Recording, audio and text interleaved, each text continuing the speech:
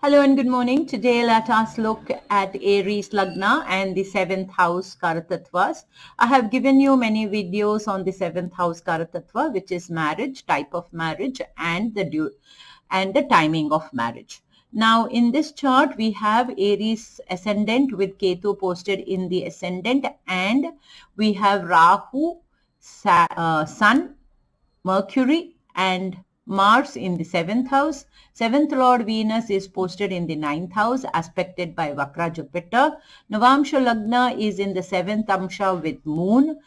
7th house from the Navamsha Lagna, Venus is posted. Therefore, we can say this is a good chart for marriage and the native will have marriage.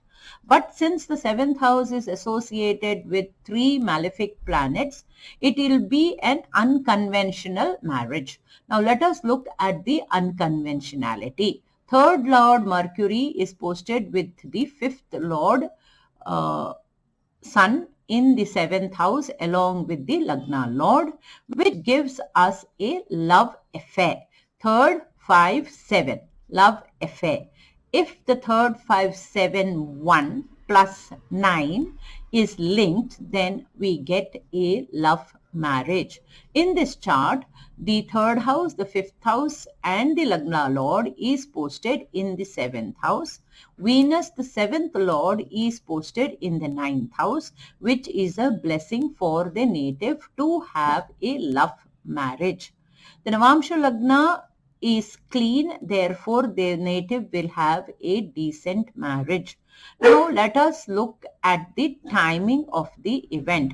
The native was having the Jupiter Dasha from 1996, and in 2003-4 she would have had Ketu Bhukti and Venus Bhukti.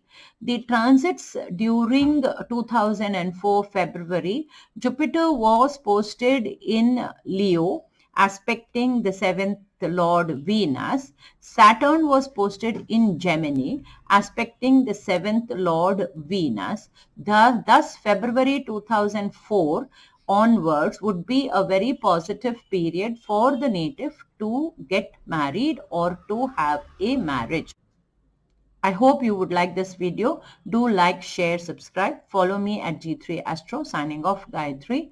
Have a pleasant day. Bye-bye.